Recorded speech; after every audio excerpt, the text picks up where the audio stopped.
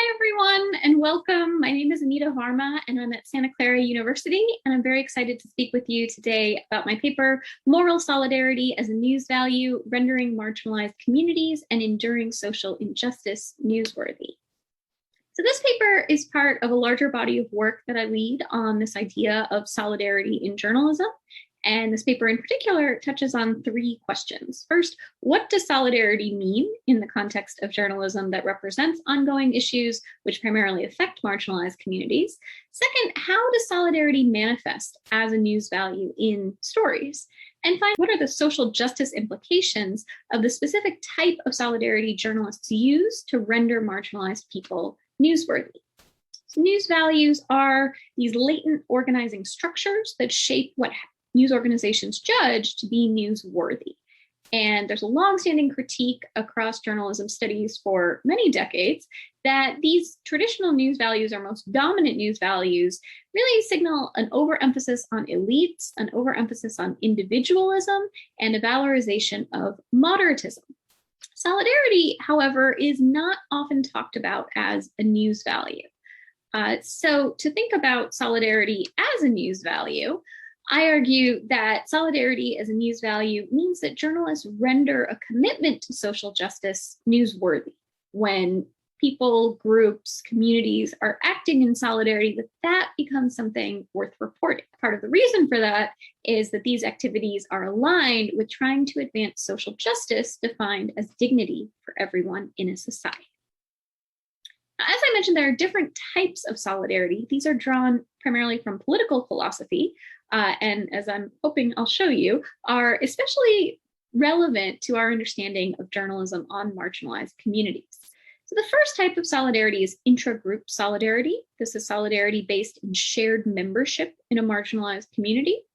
The second is civic solidarity. So civic solidarity is based in shared location in a geographic region.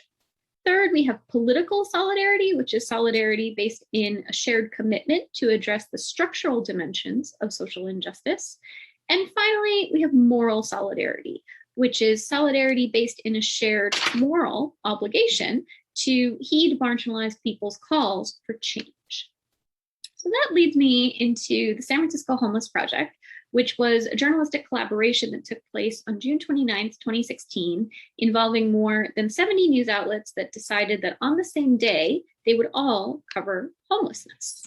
And so I conducted digital and in-person observation of the project on the day. I also collected all 325 stories. And of those, 64 of those stories displayed some form of solidarity as a news value. In addition, I did in-depth and semi-structured interviews with journalists, columnists, and editors at participating news outlets to gain some insight beyond what was on the page.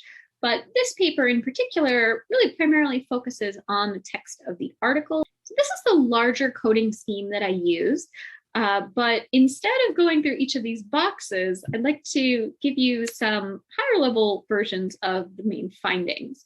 So first and foremost, intra-group solidarity and moral solidarity were quite uncommon in the San Francisco Homeless Project. Respectively, they each only appeared in 5 stories each.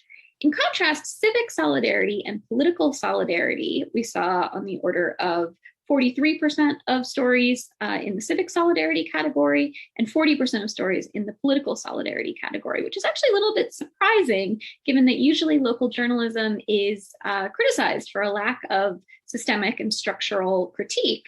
In this case, it was on par with the geographic-based stories. So these distinctions really matter because of whose perspectives end up rendered newsworthy in solidarity stories, depending on what type of solidarity is involved. So with intragroup solidarity, we hear from we who live unhoused and take care of each other. They're rendered newsworthy. In contrast with civic solidarity, we hear from we who live in this region where homelessness is growing. Third, with political solidarity, we hear from we who live in a capitalist society. So these stories were often not primarily or even exclusively focused on housing and homelessness, but zoomed out to that structural level to argue that this really needs to be a story of capitalism. And finally, with moral solidarity, The folks who are rendered newsworthy are we who live unhoused, and not that we take care of each other, but that we have concrete needs, shared needs, that you can help meet immediately. So when thinking about these moral solidarity stories, I just wanted to offer a very brief summation of some of the examples of this. One was in a story called Property of San Francisco Homeless Routinely Disappeared by City. And what was happening is that the city was engaging in what's called sweeps, where they would confiscate the possessions of people who were living on sidewalks and then tell them that they could collect their possessions at a public works site. But when folks were going to this public works site, they were not able to get their property. And in this story, we hear from the people who experienced that, who said things like, I lost everything I had because of it, waited hours to be helped, only to leave empty-handed. Another one said, this is the second time I've come here and I haven't seen one stitch of my belongings. They are not taking accountability. So the argument here is that there's a need for accountability on the part of the city to not be stealing their possessions. So the appeals in moral solidarity stories are urgent. They're immediately actionable. It doesn't require some transformational change to everything in order to change how these procedures are set up. And it's represented as indicative of at least a partial consensus among people who are actually subjected to these conditions. I'll conclude, as I do in the paper, by arguing that moral solidarity as a news value for a new era of humane journalism holds great possibility. So this would mean that journalists would designate marginalized people's own articulations of priorities and paths for change as newsworthy, rather than focusing on people who may try to speak on behalf of marginalized people, but still be standing apart from the community. It's worth noting that in the moral solidarity stories, it wasn't the case that we just replace elites with marginalized people, but instead that the stories start with marginalized people and then also include people who are affected, and that includes elites such as mayors, council members, and people who are affected in a secondary way, like housed neighbors. So moral solidarity moves away from the elite myopia that has been critiqued for a long time. It also moves away from the insularity of things like intragroup solidarity and towards more radical forms of inclusivity in journalism. Thank you so much. My email address is avarma2@scu.edu. I would welcome any thoughts, comments, or questions that you have. Thank you again.